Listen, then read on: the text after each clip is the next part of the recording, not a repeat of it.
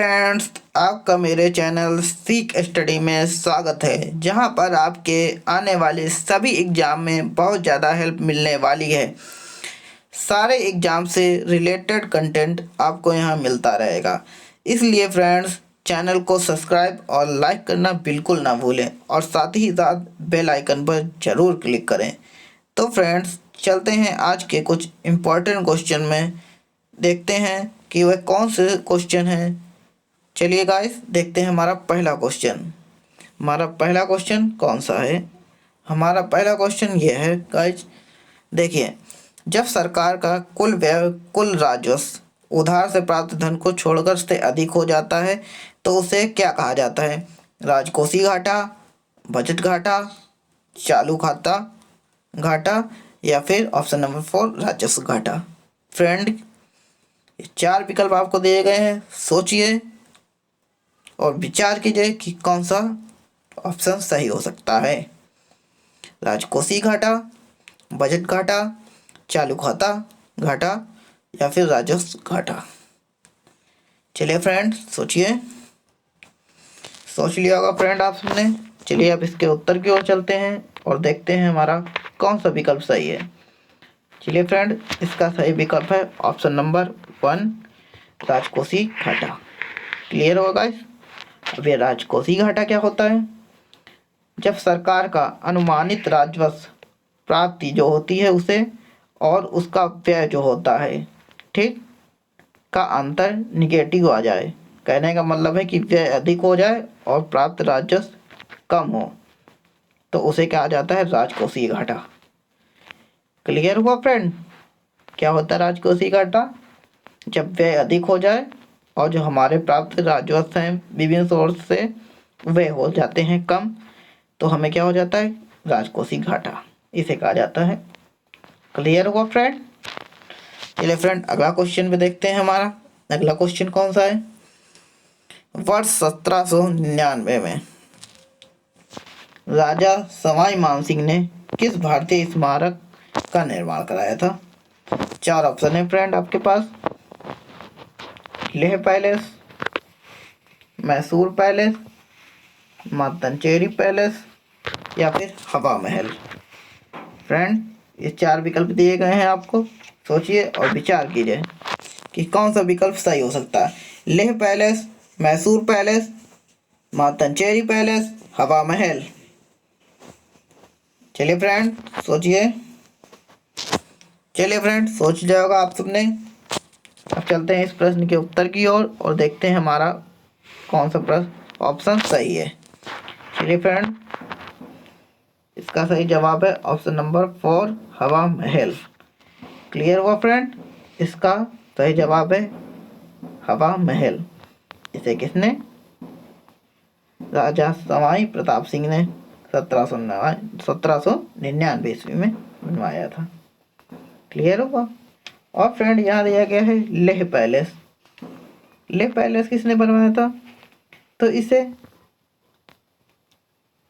इसे किसने बनाया था फ्रेंड? इसे 17वीं सेंचुरी में राजा सेंगे नागस्याल द्वारा बनवाया गया था। किसके द्वारा? राजा सेंगे नागस्याल।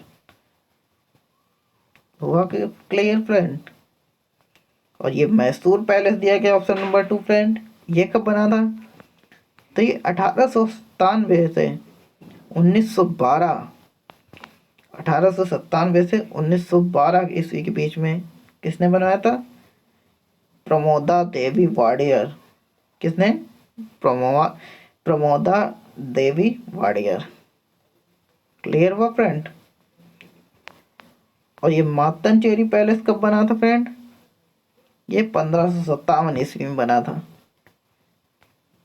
किसने बनवाया था इसको? पुर्तगालियों ने बनवाया था। और ये कहाँ है? ये कोच्चि में है। कोच्चि किस राज्य में है? केरल में है। क्लियर हुआ फ्रेंड? और ये हवा महल जयपुर में है। कहाँ? राजस्थान में। क्लियर हुआ फ्रेंड? चलिए फ्रेंड, अगला क्वेश्चन देखते हैं। आगरा में यमुना नदी के किनारे अपनी पत्नी मुमताज महल के लिए ताजमहल का निर्माण किसने करवाया? फ्रेंड 4 ऑप्शन, शाहजहां, अकबर, औरंगजेब और जहांगीर। 4 ऑप्शन फ्रेंड, शाहजहां, अकबर, औरंगजेब या फिर जहांगीर। तो फ्रेंड चलिए देखते हैं इसका उत्तर, कौन सा विकल्प सही है। तो इसका सही विकल्प है ऑप्शन नंबर 1, शाहजहां। किसने बनवाया था? शाहजहां ने बनवाया था। Clear friend. और शाहजहां ने कौन सी प्रमुख आर्किटेक्ट बनाए थे फ्रेंड, जिसे स्थापत्य कहा जाता है? तो वह कौन कौन से हैं? उनमें से कुछ प्रमुख नाम हैं, लाल किला, जामा मस्जिद और मोती मस्जिद। क्लियर हुआ फ्रेंड। और अकबर ने कौन कौन से बनवाए थे? तो अकबर ने इलाहाबाद का किला बनवाया था, आगरा का किला बनवाया था और बुलंद दरवाजा भी अकबर ने बनवाया था। क्लियर हुआ फ्रेंड। और जहांगीर, जहांगीर ने ज़्यादा तो नहीं बनवाया था, लेकिन उनका एक है अकबर का मकबरा, उन्होंने बनवाया था, क्योंकि वे चित्रकला प्रेमी थे तो उन्होंने चित्रकला को प्रोत्साहन दिया था। क्लियर हुआ फ्रेंड। और औरंगजेब, औरंगजेब ने क्या बनाया था? औरंगजेब ने मोती मस्जिद बनाई थी और बीबी का मकबरा बनाया था। ये दो उनके प्रमुख स्थापत्य हैं। क्लियर हुआ फ्रेंड। चलिए फ्रेंड अगले क्वेश्चन में चलते हैं। ने फिनलैंड के हेलसिंकी में आयोजित 38वें जीबी मुक्केबाजी टूर्नामेंट में रजत पदक जीता। 4 ऑप्शन है friend, Sumit Sangwan, option number 2 Sachin Siwach, option number 3 Naveen Kumar, option number 4 Mohammed Husamuddin. Friend 4 विकल्प हैं, सोचिए कौन सा विकल्प सही हो सकता है। क्वेश्चन है, फिनलैंड के हेलसिंकी में आयोजित 38वें जीबी मुक्केबाजी टूर्नामेंट में रजत पदक किसने जीता? सुमित सांगवान ने, सचिन सिवाच ने, नवीन कुमार ने या मोहम्मद हुसामुद्दीन ने? सोचिए फ्रेंड कौन सा विकल्प सही है। तो चलिए फ्रेंड चलते हैं इस प्रश्न के उत्तर की ओर और देखते हैं हमारा कौन सा विकल्प सही है। तो इसका सही है ऑप्शन नंबर 4, मोहम्मद हुसामुद्दीन। किसने जीता था? मोहम्मद हुसामुद्दीन ने। कहाँ की? फिनलैंड के हेलसिंकी में। कौन सी? 38वें मुक्केबाजी टूर्नामेंट में। कौन सा पदक? तो रजत पदक। क्लियर हो गया फ्रेंड। किसने? मोहम्मद हुसामुद्दीन ने। चलिए फ्रेंड अगले क्वेश्चन में चलते हैं हम। एशिया की सबसे लंबी नदी का नाम है। फ्रेंड एशिया की सबसे लंबी नदी कौन सी है? अमेजोन नदी, नील नदी, एनीसे नदी या फिर यांगसे नदी? फ्रेंड ऑप्शन नंबर 1 सही है, ऑप्शन नंबर 2 सही है, ऑप्शन नंबर 3 सही या फिर ऑप्शन नंबर 4? सोचिए फ्रेंड कौन सा विकल्प सही हो सकता है और फिर हम देखते हैं इस प्रश्न का जवाब। फ्रेंड सोचिए। चलिए फ्रेंड इस प्रश्न का सही जवाब है ऑप्शन नंबर 4, यांगसे नदी। कौन सी नदी? यांगसे नदी। Clear friend. ये कितनी किलोमीटर लंबी है? फ्रेंड कितने किलोमीटर लंबी है? लगभग 6300 किलोमीटर लंबी है। क्लियर हुआ फ्रेंड। और सबसे विश्व की सबसे बड़ी नदी तो अमेजोन वो है नील नदी है। इसकी लंबाई कितनी है? 6650 किलोमीटर। कितनी? 6650। और अमेजोन है दूसरी सबसे बड़ी नदी, तो इसकी लंबाई कितनी है?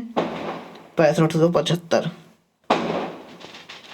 और एनीसे नदी है फ्रेंड, इसकी 3487 किलोमीटर लगभग है इनकी लेंथ। तो एशिया की सबसे बड़ी नदी यांगसे नदी। क्लियर हुआ फ्रेंड? चलिए फ्रेंड अगले क्वेश्चन में चलते हैं। को उनकी एक्सरे खोज के लिए 1901 में भौतिकी में पहला नोबेल पुरस्कार मिला था। William Thomson, William Roentgen, Louis Pasteur या फिर विलियम क्रोक्स। फ्रेंड 4 ऑप्शन आपको दिए गए हैं, सोचिए और विचार कीजिए कौन सा सही है। William Thomson, William Roentgen, Louis Pasteur या फिर विलियम क्रोक्स। चलिए फ्रेंड सोचिए। चलिए फ्रेंड्स सोच लिया होगा। इसका सही जवाब है ऑप्शन नंबर 2, विलियम रॉन्टगन। कौन? William Röntgen. ये कहाँ के वैज्ञानिक थे? तो ये एक जर्मन मैकेनिकल इंजीनियर थे। कहाँ के? जर्मनी के। इन्होंने एक्सरे की खोज कब की थी? एक्सरे की खोज उन्हें 1895 ईस्वी में की थी। कब?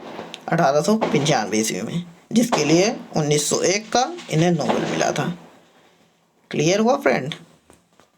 जिसके लिए 1901 में भौतिकी का नोबेल पाए थे। क्लियर हुआ फ्रेंड? इनका नाम याद रखिएगा, कौन है? William Röntgen. चलिए फ्रेंड अगले क्वेश्चन में हम लोग चलते हैं और देखते हैं कि हमारा अगला क्वेश्चन क्या है। चलिए फ्रेंड, निम्नलिखित में से कौन सा विकल्प औपनिवेशिक काल में भारत के व्यापार की सबसे महत्वपूर्ण विशेषता थी? फ्रेंड 4 विकल्प आपको देखे, निर्यात में कमी, आयात में कमी, आयात अधिशेष या फिर निर्यात अधिशेष। फ्रेंड सोचिए इसका कौन सा विकल्प सही हो सकता है? निर्यात में कमी, आयात में कमी, आयात अधिशेष या फिर निर्यात अधिशेष। चलिए फ्रेंड सोच लिया होगा आप सबने। चलिए फ्रेंड इसका उत्तर देखते हैं। तो इसका सही जवाब है ऑप्शन नंबर 4, निर्यात अधिशेष। क्या? निर्यात अधिशेष औपनिवेशिक काल में भारत के लिए सबसे महत्वपूर्ण विशेषता थी। चलिए फ्रेंड अगले प्रश्न में चलते हैं। लॉर्ड कर्जन द्वारा प्रकल्पित विक्टोरिया मेमोरियल डैश शहर की चरमोत्कर्ष वास्तुकला का प्रतिनिधित्व करता है? फ्रेंड 4 ऑप्शन आपके पास, कोलकाता, दिल्ली, जयपुर या फिर मुंबई। विक्टोरिया मेमोरियल कहाँ है? सोचिए फ्रेंड कौन सा जवाब सही हो सकता है? Option number 1, option number 2, option number 3 या फिर ऑप्शन नंबर 4। सोचिए फ्रेंड कौन सा विकल्प सही हो सकता है? चलिए फ्रेंड सोच लिया होगा आपने। चलते हैं इस प्रश्न के उत्तर की ओर और देखते हैं हमारा कौन सा विकल्प सही है। चलिए फ्रेंड देखते हैं हमारा इसका सही जवाब है option number 1, option number 1 Kolkata. Clear हुआ फ्रेंड? कहाँ पे है विक्टोरिया मेमोरियल? तो ये कोलकाता में है, ठीक। और इसे कब बनाया गया था? इसे 1906 से 1921 ईस्वी के बीच बनाया गया था। क्लियर हुआ? याद रहेगा फ्रेंड? चलिए फ्रेंड अगले क्वेश्चन में चलते हैं। न्यूरॉन सिद्धांत के लिए 1906 में नोबेल पुरस्कार किसने जीता? फ्रेंड 4 विकल्प आपको दिए गए हैं। Option number 1 Santiago Ramon y Cajal, Henry Moseley, option number 3 Luis Alvarez या फिर पीरे क्यूरी। फ्रेंड 4 विकल्प आपको दिए गए हैं, सोचिए विचार कीजिए कौन सा विकल्प सही हो सकता है, फिर अपने उत्तर का मिलान कर लीजिए। फ्रेंड सोच लिया होगा आप सबने। चलिए फ्रेंड अब इस प्रश्न के उत्तर की ओर चलते हैं। इसका सही जवाब है option number 1 Santiago Ramon y Cajal. Clear हुआ फ्रेंड? ये कहाँ के वैज्ञानिक थे? तो ये स्पेन के। कहाँ के? स्पेन के न्यूरो साइंटिस्ट थे, ठीक। और ये स्पेन के प्रथम नागरिक भी थे जिन्हें नोबेल मिला था। याद रहेगा फ्रेंड? कौन थे? सैंटियागो रेमेनवाई के जगह। इनका नाम याद रखिएगा। न्यूरॉन सिद्धांत के लिए 1906 में ये नोबेल पाए थे। क्लियर हुआ फ्रेंड? चलिए फ्रेंड अगले क्वेश्चन में मूव करते हैं हम लोग। The sun, the earth and the weather विषय के साथ 23 मार्च को विश्व डैश दिवस मनाया गया था। ये जो थीम दी गई है इसके साथ कौन सा दिवस मनाया गया था 23 मार्च को, पूछ रहा है। ये कहने का मतलब है क्वेश्चन का। चलिए फ्रेंड 4 विकल्प हैं आपके पास, सोचिए। खगोल विज्ञान, भूगर्भ विज्ञान, मौसम विज्ञान या फिर भूविज्ञान। चलिए फ्रेंड सोच लिया होगा आप सबने। चलिए फ्रेंड इस प्रश्न के उत्तर की ओर चलते हैं, देखते हैं इसका जवाब। तो इसका सही जवाब है ऑप्शन नंबर 3, मौसम विज्ञान। क्लियर हुआ friend? The sun, the earth and the weather विषय के 23 मार्च को विश्व मौसम विज्ञान दिवस को मनाया गया था। Clear friend? चलिए फ्रेंड अगले क्वेश्चन पे चलते हैं हम।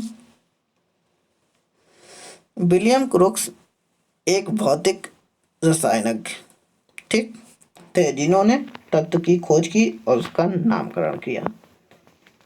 कहने का मतलब है विलियम क्रुक्स ने कौन सा तत्व खोजा था फ्रेंड? चलिए फ्रेंड्स 4 विकल्प आपको दिए गए। Thallium, beryllium, germanium, plutonium. Thallium, beryllium, germanium, plutonium. Friend 4 विकल्प आपको दिए गए हैं, सोचिए। चलिए फ्रेंड सोच लिया होगा। अब चलते हैं इस प्रश्न के उत्तर की ओर और देखते हैं इसका कौन सा जवाब सही है। चलिए फ्रेंड इसका सही जवाब है ऑप्शन नंबर 1, थैलियम। क्लियर हुआ फ्रेंड? क्या? थैलियम। चलिए फ्रेंड अब विलियम क्रुक्स की बात करते हैं। तो विलियम क्रुक्स ठीक कहाँ के थे? ये एक ब्रिटिश साइंटिस्ट थे। क्लियर हुआ फ्रेंड? ये कहाँ के? ब्रिटिश साइंटिस्ट थे, अर्थात ब्रिटेन के थे। क्लियर हुआ? चलिए फ्रेंड और भी हम जानकारी देखते हैं। थैलियम का एटॉमिक नंबर क्या होता है? तो फ्रेंड इसका एटॉमिक नंबर 81 होता है। कितना? 81। और हम बात करते हैं बेरिलियम की। तो बेरिलियम का एटॉमिक नंबर 4 होता है और जर्मेनियम का 32 होता है। और प्लूटोनियम का पूछा जाए तो इसका कितना होता है? 94। क्या? एटॉमिक नंबर, जिसे कहते हैं परमाणु क्रमांक। ये काफ़ी इम्पोर्टेंट है, परमाणु क्रमांक। हो सके तो याद रखिएगा फ्रेंड, परमाणु क्रमांक। चलिए फ्रेंड अगले क्वेश्चन में चलते हैं हम लोग, देखते हैं हमारा अगला क्वेश्चन। डैश वे संवैधानिक संशोधन अधिनियम 2002 से भारत में सभी बच्चों के लिए मुफ्त और अनिवार्य प्राथमिक शिक्षा की व्यवस्था की गई। फ्रेंड 4 विकल्प पहचानना है कौन सा संवैधानिक संशोधन अधिनियम है। 85 या फिर 86वां, फिर 84वां, फिर 87। सोचिए फ्रेंड कौन सा संशोधन है? चलिए फ्रेंड सोचिए, सोच लिया होगा फ्रेंड आप सबने। चलिए आप देखते हैं इस प्रश्न का सही जवाब। तो इसका सही जवाब है ऑप्शन नंबर 2, ऑप्शन नंबर 2 86वां संवैधानिक संशोधन। क्लियर हुआ फ्रेंड? चलिए फ्रेंड ये कौन सा 86 नंबर का संवैधानिक संशोधन अधिनियम था जिसमें बच्चों के लिए मुफ्त शिक्षा की व्यवस्था की गई थी। क्लियर हुआ फ्रेंड? याद रहेगा। चलिए फ्रेंड अगला क्वेश्चन देखते हैं। दिल्ली का लाल किला और जामा मस्जिद के शासन की वास्तुकला की विशाल उपलब्धियां हैं। चलिए फ्रेंड अभी पीछे बता चुका हूँ ये क्वेश्चन में। दिल्ली का लाल किला और जामा मस्जिद के शासन की वास्तुकला की विशाल उपलब्धियां हैं। आपके पास 4 ऑप्शन है, औरंगजेब, जहांगीर, शाहजहां या फिर अकबर। चलिए फ्रेंड सोचिए। चलिए फ्रेंड्स सोच लिया होगा आप सबने। अब देखते हैं इस प्रश्न का जवाब। इसका सही जवाब है ऑप्शन नंबर 3 शाहजहां। ये सब वास्तुकला स्थापत्य कला किसके समय में बनी? तो शाहजहां के समय में बनी थी। चलिए फ्रेंड आज के लिए इतना ही। तो फ्रेंड आपको भी वीडियो कैसे लगा कमेंट करके ज़रूर बताएं। अपना प्यार और सहयोग बनाए रखें। तो फ्रेंड मिलते हैं नेक्स्ट वीडियो में, लेकिन उससे पहले चैनल को ज़्यादा से ज़्यादा शेयर और सब्सक्राइब करना ना भूलें।